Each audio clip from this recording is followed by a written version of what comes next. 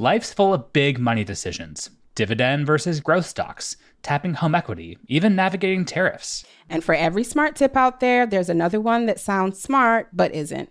That's where NerdWallet's Smart Money Podcast comes in. I'm Sean Piles, a certified financial planner professional. And I'm Elizabeth Ayola.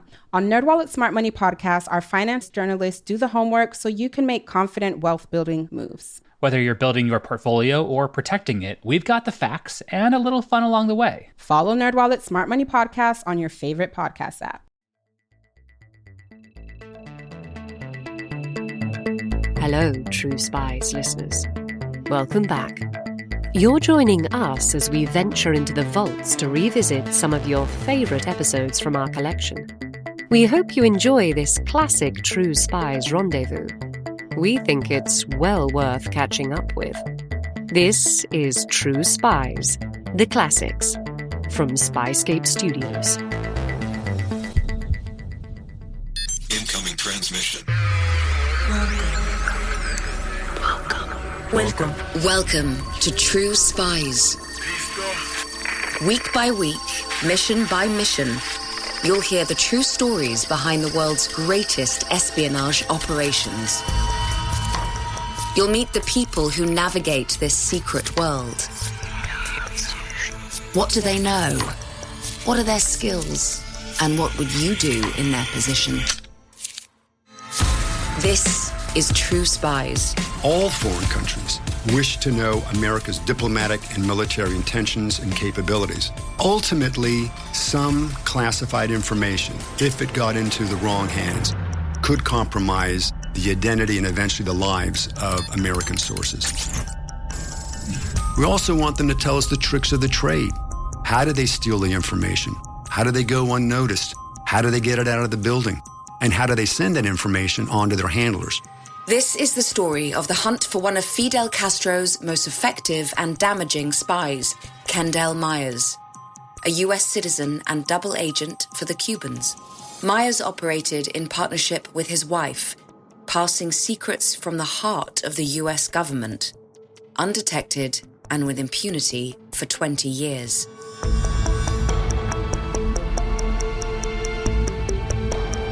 Your guide for this episode, former Deputy Director of the State Department's Office of Counterintelligence, Robert Booth.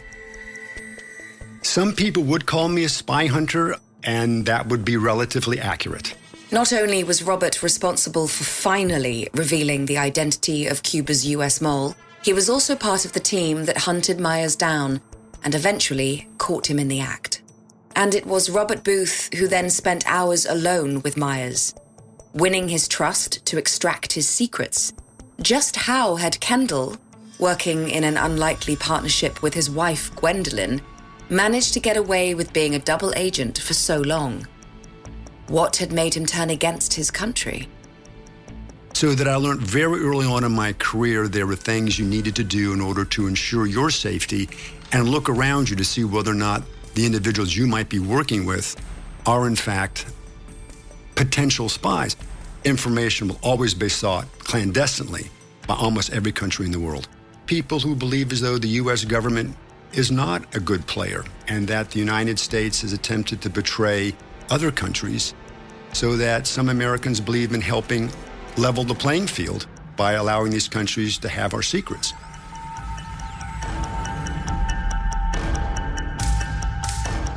September 2001. It's decades after the fall of the Berlin Wall, but one small section of the Cold War still rages on, albeit covertly. Fidel Castro, the man who brought the Cold War to the brink of nuclear apocalypse, remains in near total control of Cuba. As hostilities with the United States persist, Cuba's government is on the hunt for information that could give them valuable leverage. Then, just 10 days after the attacks of 9/11, a top Cuban analyst with the Defense Intelligence Agency named Ana Belén Montes is arrested by the FBI. It turned out that since the 1980s, she's been spying for Castro. And now, finally, she's been caught. But it doesn't end there. Montes was not working alone.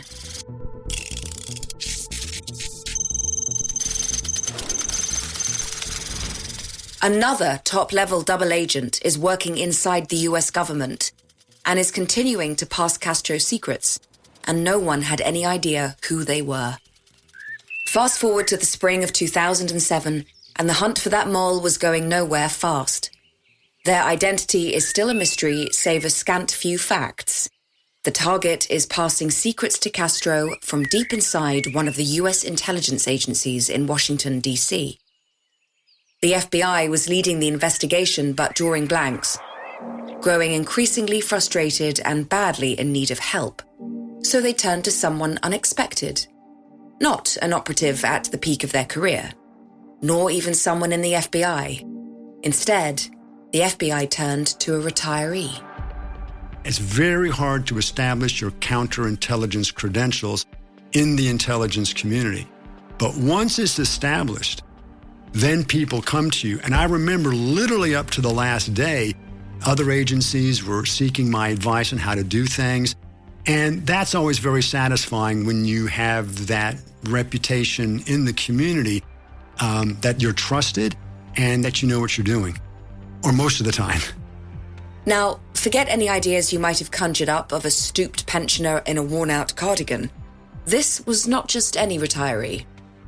In this moment of crisis, the FBI had turned to a counterintelligence investigation expert who had worked all over the world establishing a very specific set of skills.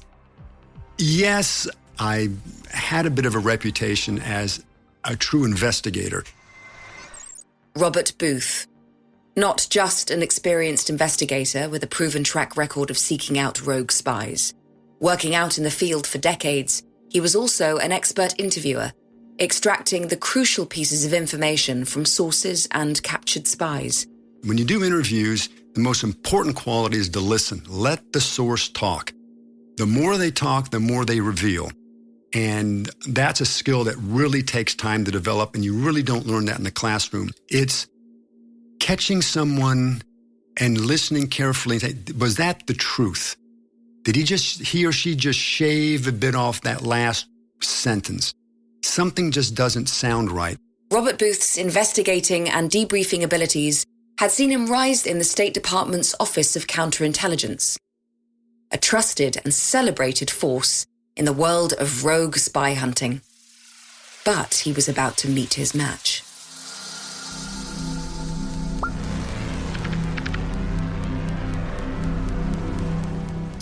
Robert's involvement in this story all began with someone you might have heard about before on this podcast.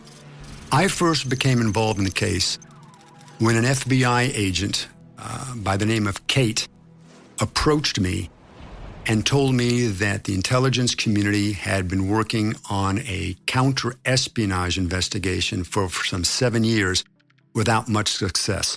That's Special Agent Kate Alleman. If you heard our earlier episode on the Robert Hansen case, you'll know this wasn't her only significant contribution to the world of spy catching. This is a bit unusual why Kate came to approach me. And that is, the information that was guiding the FBI in this counter-espionage investigation came from another intelligence agency. And that intelligence agency had made it very clear that its information could only be shared with intelligence community components whose employees had sat and successfully passed a polygraph or lie detector test. And State Department special agents do not take polygraph examinations. Okay, side note. There is a very long and complicated reason for this. It is, I'm afraid, classified. What I will tell you is that it dates back to an argument between Richard Nixon and J. Edgar Hoover in the early 70s, and the actions of some very overzealous CIA agents. Some State Department officials may have had some rough polygraph treatment at the hands of their colleagues. Some of them may have gone on to become influential US senators, with a determination that none of their State Department colleagues should ever again be humiliated in polygraph interviews. But that's not important right now. What is important is the fact that the State Department is the only agency in the US intelligence community where officials don't always take polygraph examinations. And that was one reason for the FBI not wanting to bring in Robert. It was critically important because that meant the FBI could not share the intelligence community's information with us. There might have been a slight pride issue here, too. I mean, the world of counterintelligence is not that different from any other workplace. No one ever wants to admit they need help from someone in a rival department, even if they're on the same side. But Robert Booth wasn't just someone from a rival department. Kate knew me and understood what my background was and my access and understanding of information. She also actually broke the rules by bringing me over to the FBI headquarters and allowing me to see the information that the other intelligence agency would not have allowed me to see. And Kate, a known mediator for resolving counterintelligence turf disputes among the NSA, CIA, FBI, and others, was persuasive. So Robert was allowed inside the hunt for the Cuban mole. It was at that point with the FBI that I was notified that this counter-espionage case was codenamed Vision Quest. But he wasn't necessarily on the team, and there was pressure on him from the moment he arrived on the case. A newcomer to an ongoing investigation, already on borrowed time to prove himself. How would you react? You'll have to hit the ground running. After all those years on the job, your reputation is now on the line. Not to mention Kate, who broke the rules to keep you in. And all you have to do is find a needle in the haystack. A haystack that America's finest needle hunters have been searching for years. Are you ready?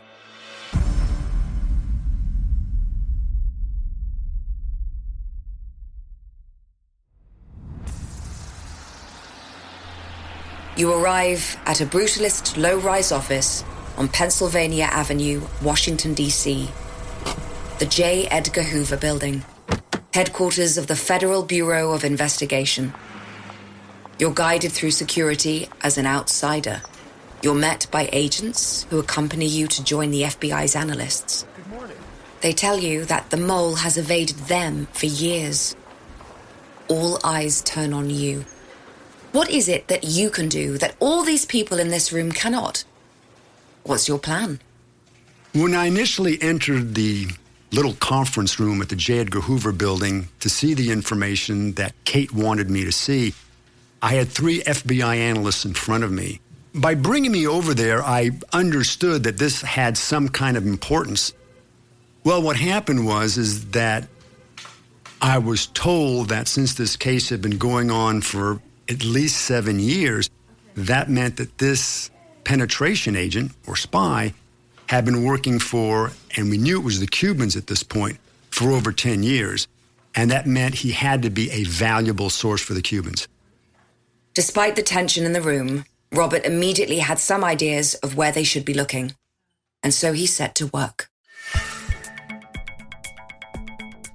When I initially was given the information, I had concluded that the most likely suspect was someone who had worked inside the State Department for 10 years and had to meet a certain profile. It had to be a male, had to be married, had to work domestically for 10 years, and I actually ran a computer run. And it came up with only some 20-odd names. So I had to have the personnel files for all 20 people pulled quietly, without arousing any suspicion, and I had to read them. And the first 12 files I went through, nothing else seemed to come up. Robert's initial confidence started to falter, but then... When I opened Kendall Myers' file for the first time, all of a sudden, a lot of the pieces started to fall into place. So who is Kendall Myers? Kendall Myers is the great-grandson of Alexander Graham Bell, the inventor of the telephone. Yes, you heard that right. His great-grandfather was one of the most famous inventors in human history. This isn't your average mole. He's an American blue blood, highly educated, got his PhD from Johns Hopkins University, went on to have a very successful career with the U.S. government. And Gwen, his wife, His wife never worked for the government. His wife never had a top secret clearance. She actually worked for a local bank. One thing I can guarantee you, they were truly in love with each other from the moment they met up until the moment they left each other.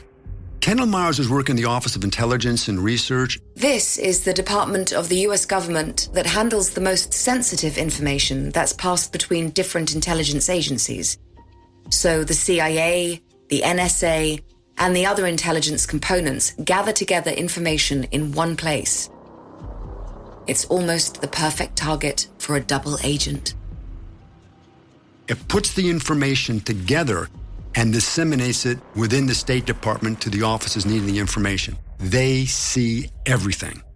When I started to review his personnel file, the thing that struck me was his eventual move from the Foreign Service Institute, where he was involved more in education, to the office of the Bureau of Intelligence and Research. Kendall had deliberately moved to where the most sensitive information would be gathered. And once he'd succeeded in doing that, he stayed there. And that's when I knew we were in deep trouble, because he'd been working there for almost 8 years, seeing and reviewing the most sensitive intelligence community assets, including technical operations and human source operations. Then came the key piece of information to indicate that the mole was Kendall. The most critical part was that he had a Cuban connection, and the fact that he had traveled to Cuba while he was a contract employee of the U.S. Department of State. Ladies and gentlemen, welcome to Cuba. For arrivals, please follow. That led me to conclude, if the information and my analysis was correct, it could be no one other than Kendall Myers. I was absolutely convinced when I finished reading his personnel file.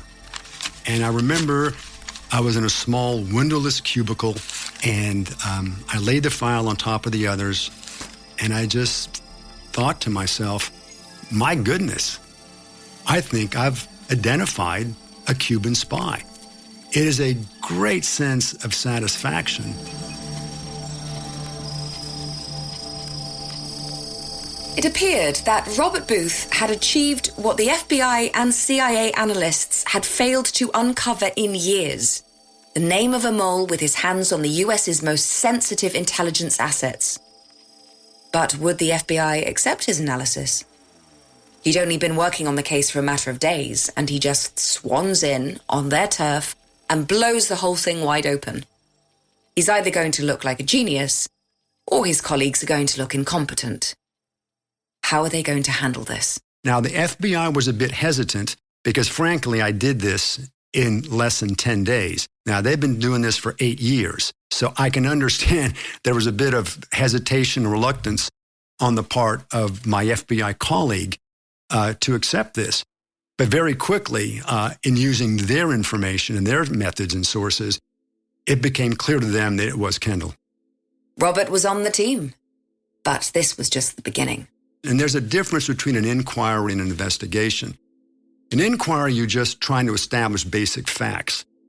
Once the facts lead you to identify a suspect, then the case goes into the investigative mode. This stage of a spy hunting operation is all about getting watertight evidence. Robert and his newly won-over FBI colleagues set about trying to catch Kendall in the act. Without that piece of the picture, Kendall Myers might get away with his years of betrayal. It's very difficult to catch a spy because it's one thing to have a suspicion, and even a strong suspicion.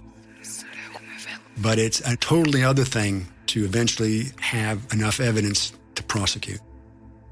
A really good, smart person like Kendall will always avoid detection for years and years, if maybe not forever. I mean, there are State Department employees who I know successfully evaded us and retired and got away with it. From the moment we identified Kendall Myers by name, we implemented all sorts of activities to physically catch him in the act of passing classified information to a foreign intelligence service. But he and she were very good, and we never did.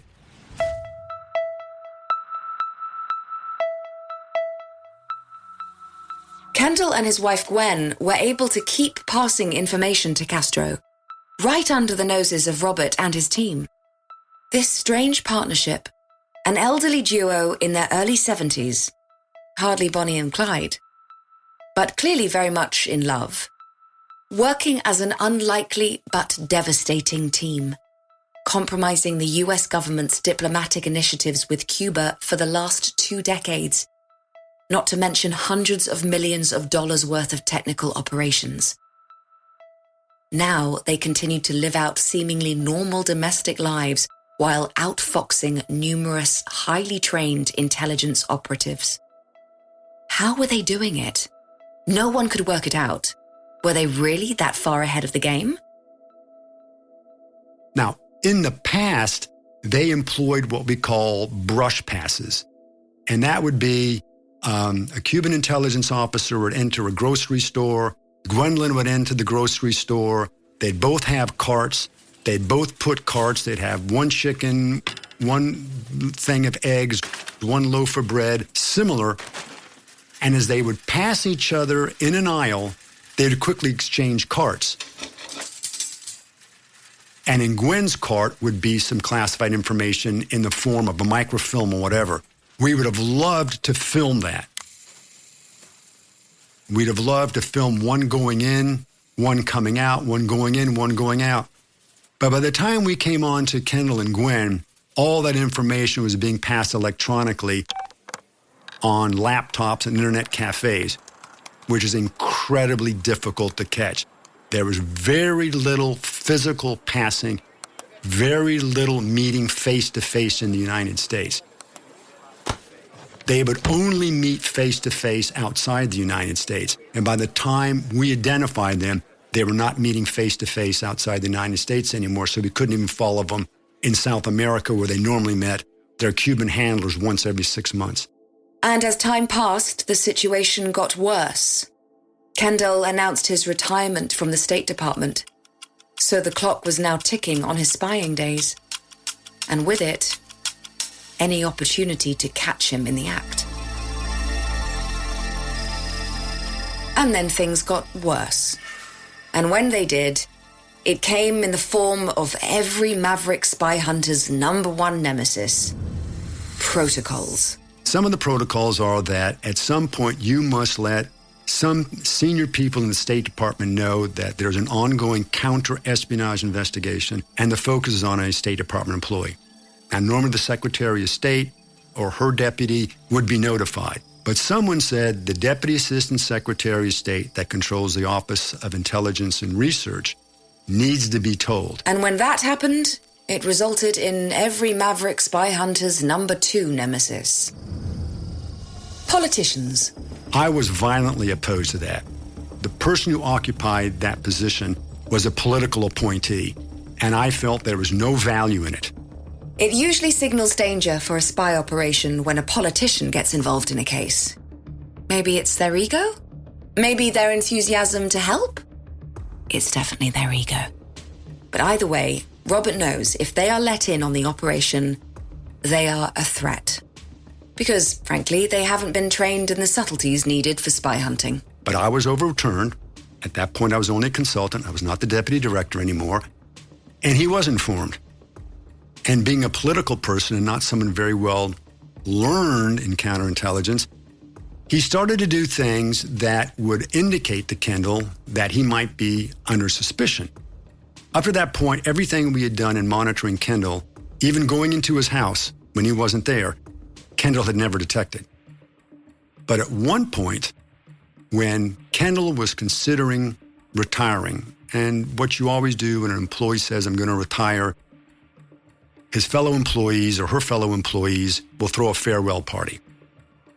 So his fellow employees learned that Kendall may be retiring, so they went to the assistant secretary, a gentleman by the name of Mr. Fort, and they told him we want to throw a retirement party. And Fort said, over my dead body. You'll never have a farewell party for him. Trust me on this.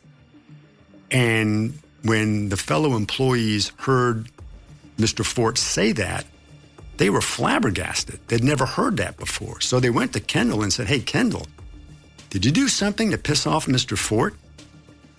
And at that point, Kendall suspected that something was amiss.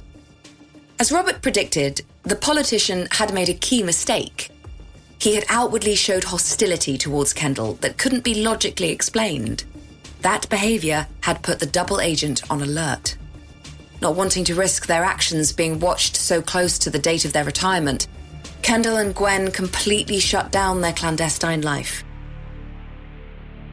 They really became a normal retired couple. They even started devoting themselves to the pleasures of learning to sail a 38-foot sailboat, complete with luxurious mahogany-lined living quarters. The kind of boat that could easily make a short trip over to, say, Cuba, should the situation arise. Eventually, after he had retired, we realized he did not have access to classified information anymore, so we'd never physically catch them in the act of trying to pass information. Surely the final opportunity to catch Kendall and his accomplice passing secrets to Castro had now passed. After almost 18 months of intensive, expensive, and exhaustive surveillance, Kendall, Gwen, and Castro seemed to have won. How would you feel? The injustice. Would you just walk away? Or would you try and make one last high-risk play? Robert and his team felt they still had one play left. It was a final high-risk opportunity.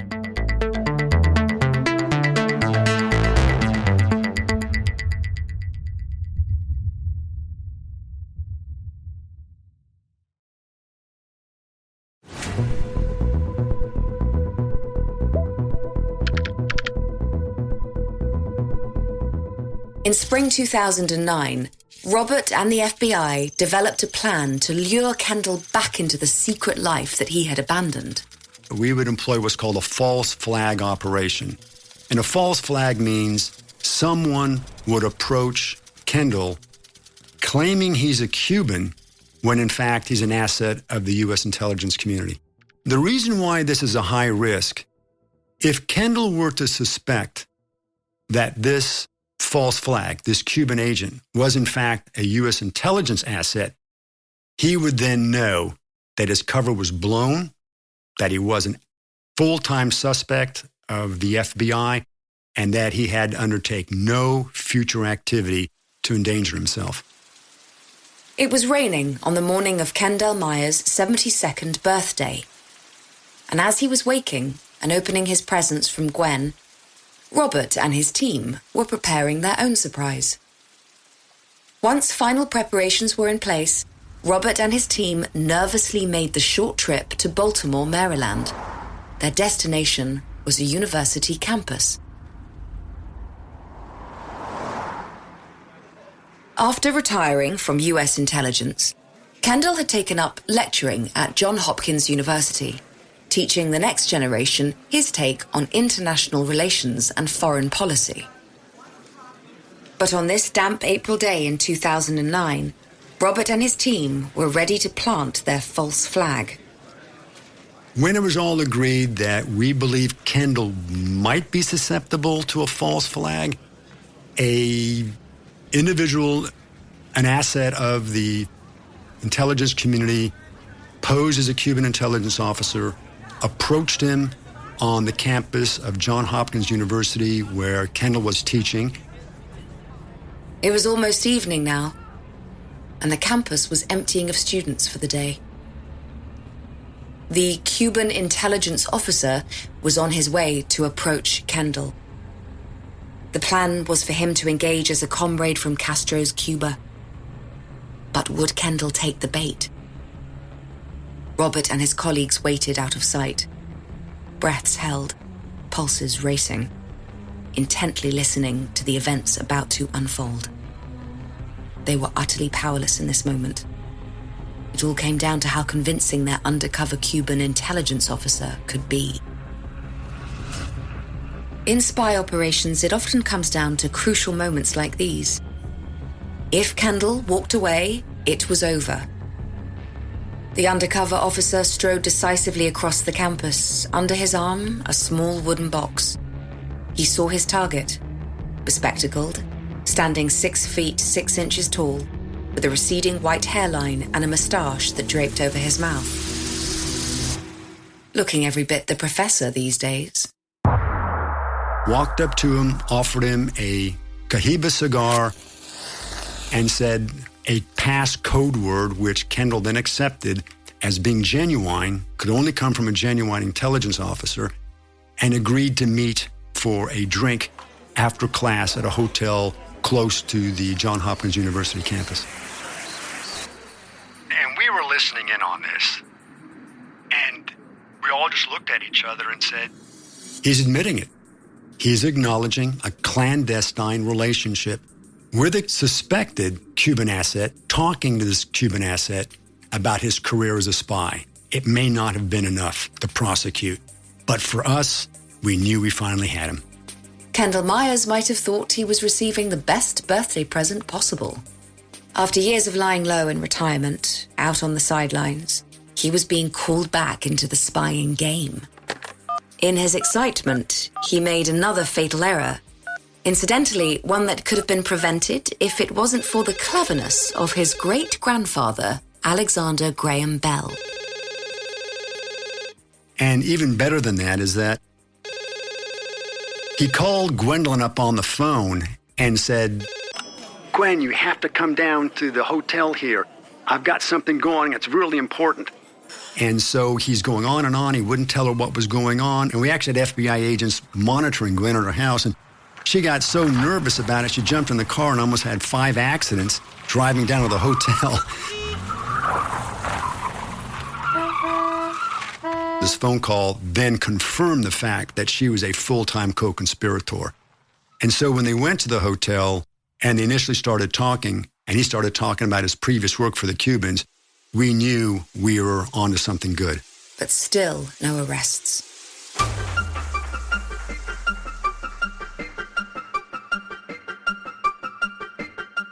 More meetings between the undercover Cuban agent and Robert and Gwen were arranged. Each time, Robert and his team listened out for new pieces of evidence that would come together to form a watertight prosecution. It's really the Department of Justice. And the Department of Justice lawyers have to examine all the information we had gathered, all the evidence we had gathered, to determine whether or not an arrest would hold up. And the FBI had been told, can you get the asset on a final meeting to start to reveal even more sensitive information? It was a bit of a Hail Mary pass, as we say in English. So, the final meeting was arranged. One last attempt to hold Kendall and Gwen accountable for years of betrayal. Could their spy get Castro's spies to fully incriminate themselves? Luckily, the Cuban asset was skillful enough to get Kendall to start revealing even more sensitive information. And the Cuban asset started asking even more probing sensitive information. Kendall started to hesitate. And at that point, the FBI realized enough is enough, and the FBI entered the room. And the amazing thing is, the FBI walks in and says, we're FBI, and Gwen realized all along that now that Cuban asset really was an FBI asset, and looks over at Kendall and points her finger and says, I told you so. Gwendolyn always deep down had a real suspicion about the Cuban, but really FBI asset. Luckily for us, Kendall did not share her beliefs, nor did he listen to her. He really wanted to get back into the spy business. He'd been gone for almost 1 year, and I think that he missed being a spy. Kendall enjoyed going to parties and dinners surrounded by senior State Department people, knowing deep down he had a secret that they did not know, and that he was a spy. And he really thoroughly reveled in that secret life. Kendall and Gwen's secret life was now over. But many of the secrets themselves, what they had actually revealed to the Cubans and how they evaded detection for so long, was still a mystery. Again, America's intelligence community turned to Robert Booth. Something that's not well known is that after the arrest of a suspected spy, that as you go forward with prosecution, one of the things we, the spy catchers, really want to get to is a debriefing. And that is an interview with the spy to talk to him or her about his or her life. It's very important for us, and in most cases in which a spy who is convicted and pleads guilty, in order to have his or her sentence reduced, they agree to be debriefed by special agents of the FBI and diplomatic security, and then maybe by other intelligence community components. It's important to do these interviews to learn from him or her how they were so successful for so long in evading us. We also want them to tell us the tricks of the trade. How do they steal the information? How do they go unnoticed? How do they get it out of the building? And how do they send that information on to their handlers? These are all important things. You really want them to tell you how they were able to achieve what they did and maybe why they did it, and some of the efforts they took to mask and disguise how they went about doing their clandestine information collecting. I think why I was picked to be the lead State Department debriefer is because I've had thousands of hours of debriefing State Department people and others, and I had previously debriefed Rick Ames, the CIA betrayer who is in prison for life, and Jim Clark, a non-State Department employee who had successfully had 2 State Department people provide him with classified. And I think people who read my reports were very satisfied with the quality of the report and what I was able to get out of both of those individuals. So how did Robert plan on getting all this out of Kendall? After all, it was largely down to Robert that Kendall had been caught. You'd think he was the last person in the world Kendall would want to be in a room with, let alone give up vital information that could help catch other spies. So the most important thing is to develop rapport. The primary goal of my debriefing was to have Kendall explain to me how he was so successful in hiding his clandestine activities, and for him to tell me what we could do to better protect ourselves from people like him. You can't sit down and talk to them in an accusatory tone. I'm not there to point my finger and say you're a bad person. I'm there to establish a relationship. Of course, that sounds good in theory, but in the heat of the moment, things are different. When you're there, finally, in the same room, investigating every possible angle and aspect of their life, from what time they brush their teeth in the morning, to the side of the bed they go to sleep on at night. Yet, you've never actually met them. They can attain almost mythical status in your mind, and then suddenly, you're sitting across from them.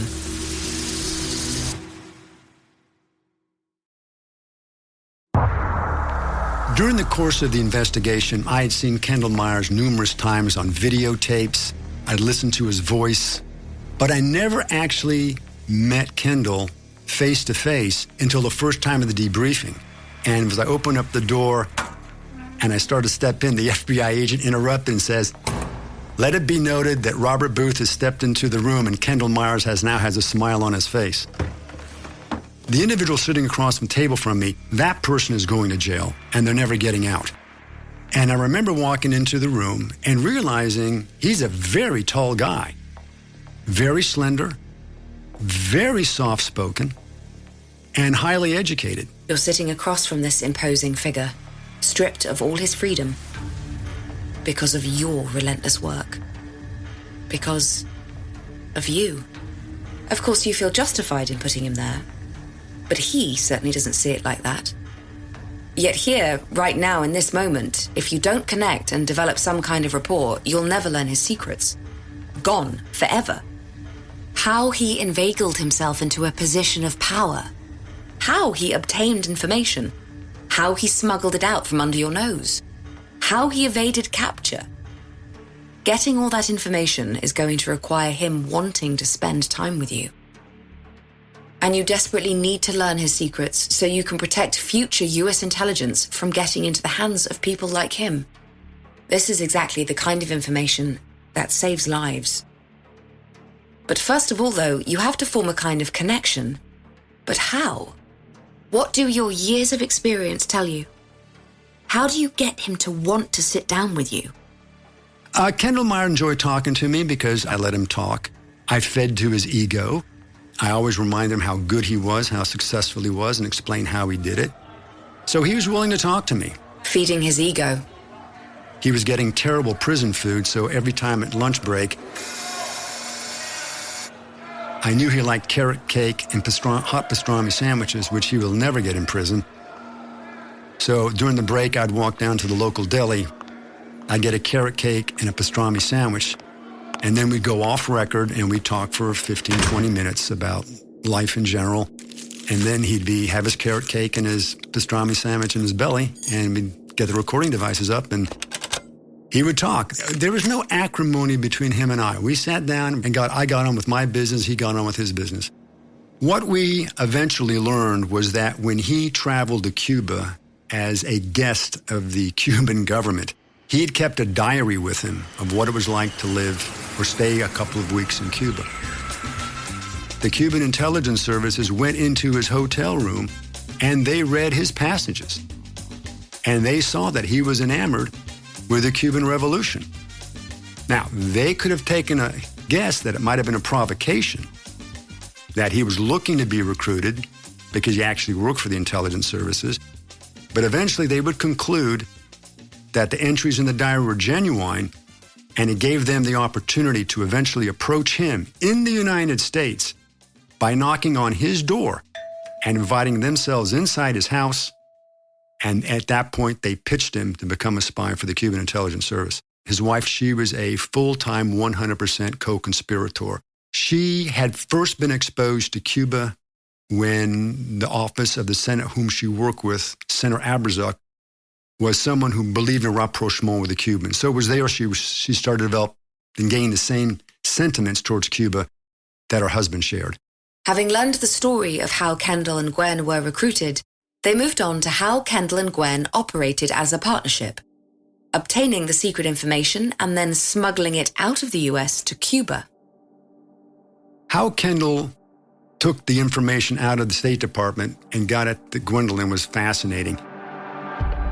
He was very scared of ever being caught taking documents out of the building, maybe an unexpected search by the guards. So what Kendall did is he learned to memorize very well. He learned to write down keywords on a piece of paper, which he'd put in his pocket when he left the building. He would then go home. Gwendolyn would break out the laptop computer, and based off his memory and keywords he had written down on a piece of paper, he was able to recreate whole conversations and classified documents and spoke them out.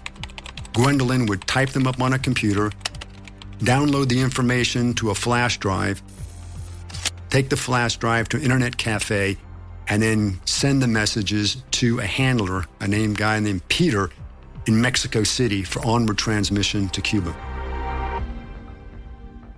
Robert and Kendall talked. Hours passed.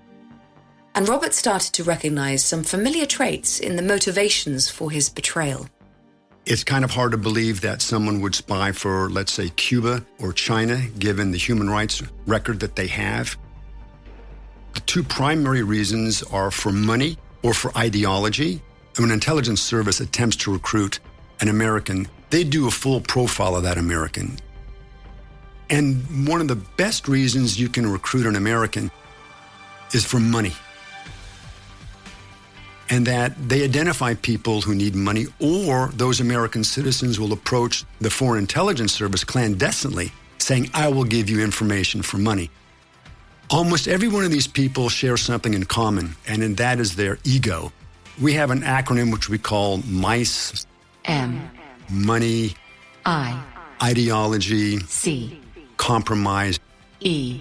And ego. And that all share the ego thing. They believe they're smarter than anybody else. They believe they know more than anybody else. They're arrogant. They're deceitful. They're narcissists. And in the end, they're unrepentant. So it's an interesting phenomenon. But nowadays, most Americans who are recruited do it for monetary reasons. The other reason why foreign intelligence services have been able to recruit State Department people specifically is for ideological reasons. And Robert had discovered that it wasn't the motivation of money that made Kendall a turncoat. It was ideology that had turned him against his country. He didn't take a penny. Kendall Myers didn't take a penny. An ideological spy is no different to me than one who accepts money. It's the betrayal. The fact that they have taken a trust, they've taken an oath, and then they betray it. And the thing that got me about Kendall Myers and Anna Montez and others, if they were so enamored with Cuba, why didn't they just get up and go and live there? So that was always something hard for me to understand. The information that Robert was able to extract from Kendall had crucial implications for how the US defends secret information. There were a couple of primary themes that I got, and one was the ease by which Kendall was able to get information physically out of the State Department. That was just stunning. It's all little pieces of paper in his mind. The second thing was how easy he was to seduce his colleagues into having them reveal information that they otherwise should not have been revealing. As I was interviewing him, realizing how easy it was for Kendall to do this, to go to a fellow colleague, to the Cuban specialist guy by the name of Jim, and he'd say, "Oh, how's our buddy Fidel doing today?" Jim, wanting as any colleague would do, so, this is what we see Castro doing, this is what we see the Cuban government doing, and literally give a 10-minute synopsis of what our office and what the intelligence community was thinking. He would write down keywords of what Jim had told him on a piece of paper, and then go home and recreate Jim's entire conversation. And at that point, we realized Kendall was revealing incredibly sensitive information to the Cuban intelligence service.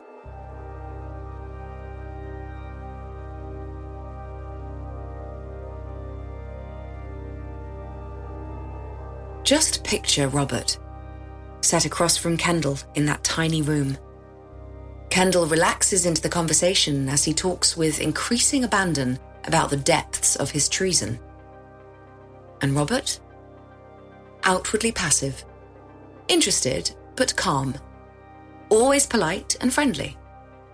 But inside, how would you feel if, like Robert, you devoted your entire professional life to helping the US government, hearing the extent of this treachery revealed by someone who seems proud of what they have done? Well, as he's disclosing this and we're understanding it, you do get angry because he has betrayed your country. He took the same oath I did. And if you really disagree with the government and the way they're doing something, then my attitude is you just resign, you retire. But that personal feeling you have to let go. You've got to sit there. Professionally, whether you like to admit it or not, you have to admire the fact that this guy was a good spy. For what he wanted to do, he was very successful, and he almost got away with it. So professionally, there's a bit of admiration. He did his job. This is my professional adversary. So give him his due. I mean, afterwards, when it was all said and done, it's still really hard to accept the fact that the only difference between him and me was he became a spy. I mean, he had I seen him at a State Department function, I would have accepted him as a good man.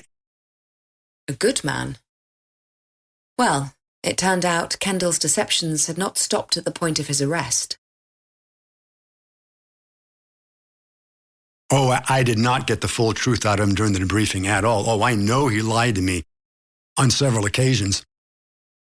We have a videotape of him doing something on the final day he was in the State Department.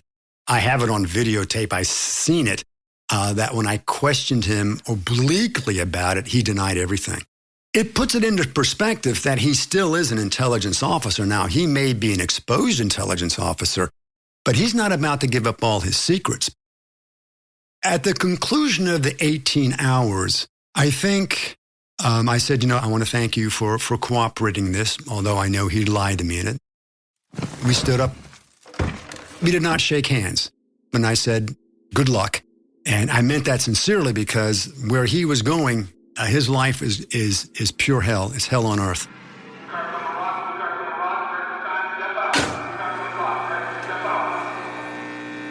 After Kendall and Gwen had pled guilty, as part of the plea bargain agreement, He agreed to get life in prison without the possibility of parole, and he would participate in the debriefing if Gwen got 80 months.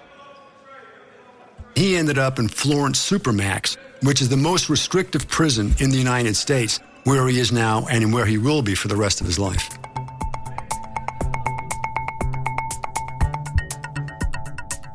Robert's involvement in the life of Kendall and Gwen Myers had finished. Another case closed. In the dark, dark world of turncoats and American betrayers, another double agent brought down. And for Robert, after a career of spy hunting, after the fact, maybe their betrayal felt more sadly inevitable than shocking. But what about those close to the Myers, who knew them as just a quiet, friendly and loving couple about to begin a long, happy retirement together? How would you feel if you found out that people close to you who fit that description were, in fact, spies? None initially could accept the fact that Kendall was a spy. They all thought it's not possible, that we had got the wrong person.